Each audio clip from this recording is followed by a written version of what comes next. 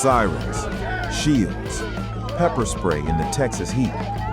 Outside a detention center in Dilley, Texas, protests turned into confrontation as demonstrators demanding answers were met by state police in riot gear. Chants echoed through the small town. Children are not criminals. Drums beat, signs were raised, and then pepper balls were fired, forcing protesters to scatter. Inside the South Texas Family Residential Center, a very different scene was unfolding. Democratic Congressman Joaquin Castro arrived to inspect the facility and to visit a 5-year-old boy detained with his father. That child is Liam Ramos, 5 years old, picked up in Minnesota, now hundreds of miles from home. Castro says what he saw was deeply disturbing. Liam lying in his father's arms, lethargic, barely eating, asking about his mother, his classmates, his backpack, his school. And this afternoon, myself and Jasmine Crockett, Congresswoman from Dallas, along with members of our staff, had a chance to go inspect the Dilley Detention Center in Dilley, Texas, and visit with Liam Ramos and his father, as well as hundreds of other detainees in that facility. Liam Ramos should be released immediately. We sat in what was the courtroom. You can see from the picture that I posted that he was lying in his father's arms. His father said that Liam has been very depressed since he's been at Dilley, that he hasn't been eating well. I was concerned with, you see how he appears in that photo with his energy. He seemed lethargic. His father said that Liam has been sleeping a lot, that he's been asking about his family, his mom, and his classmates, and saying that he wants to go be back in school with his classmates. He's asked about his backpack and his cap that he was wearing when they picked him up in Minnesota. I let him know that his school and his community, his family, and our country love him and we're praying for him. I told them that we would do everything that we could to get him out of there. I demanded from ICE that they release him. I told them that most of America wants Liam released and that he should really be released immediately. But the sad tragedy of all of this is that Liam is emblematic of the inhumanity of our detention system and ICE operations. I believe that we should disband ICE. I support the impeachment of Kristi Noem. And I don't believe the Senate or the House or Congress should give another dime to ICE in this appropriations bill. Outside, tensions only grew. Protesters were detained. Others rinsed pepper spray from their eyes with water. Anger turned into grief, and grief into fury. Castro went further, calling for ICE to be defunded, disbanded, and stripped of new funding, and for senior officials to be held accountable. This moment in Dilley is part of a much larger reckoning, one stretching back to Minnesota. Newly revealed internal guidance shows ICE officers there were ordered not to engage with protesters, labeled agitators, following 2 fatal shootings of U.S. citizens during immigration operations. Reuters reported that officers have been told, do not communicate, do not engage, issue commands only. ICE officers will receive megaphones so that they can issue commands to the public and need to verbalize every step of the arrest process. The guidance does not describe what sort of actions would trigger commands or what officers should do if commands were not followed. The updated guidance came from Marcos Charles, the top official in ICE's Enforcement and Removal Division, the email said.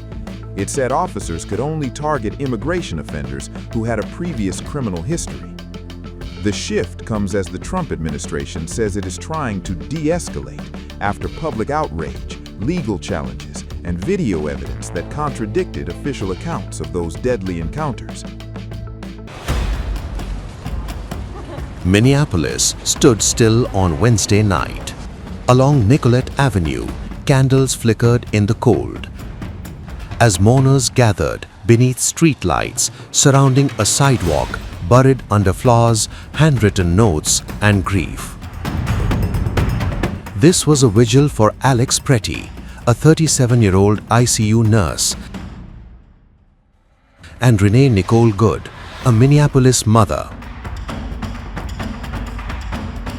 Both were killed in separate shootings by federal immigration agents. Both deaths, residents say, now define a city on edge. They killed him below a community center, and it was a murder. There's no questioning that. And as you can see, the community is coming out to say this narrative that they're trying to sell you all, that he was some kind of assassin, was just plainly not true. What I have to say is what I'm watching unfold currently in my community and other communities near to me actually it hurts my stomach and my soul to watch. They have now killed 2 of our community members in just under a month, both of which were unnecessary and completely unlawful. The crowd's anger was unmistakable. Protesters called the killing of Pretty completely unlawful, demanding criminal charges against the agents involved. 10 unnecessary shots on an unarmed man, one speaker said, right here, and nothing has changed.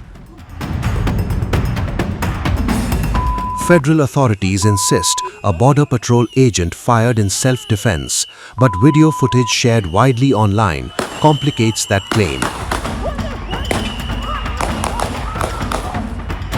Newly released videos show Pretty involved in a confrontation with federal agents just 11 days before his death during a protest. He's seen shouting, kicking an agent's vehicle, and being taken forcefully to the ground.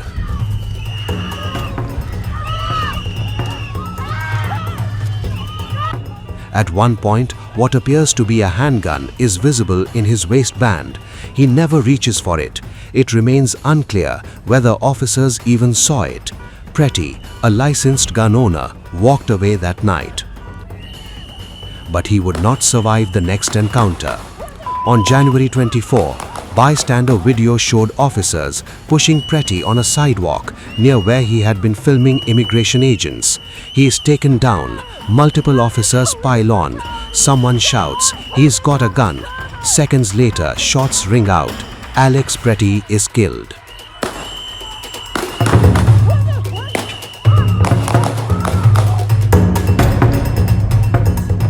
His family's attorney says nothing that happened days earlier justified his death. Alex posed no threat to anyone, he said. The shooting has once again reignited nationwide anti-ICE protests as Minnesota faces an aggressive federal immigration crackdown.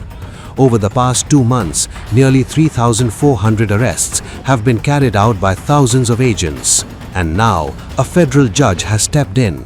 On Wednesday, Judge John Tunheim temporarily blocked the Trump administration from detaining refugees in Minnesota without warrants or cause, calling the actions terror inflicted on legally admitted residents.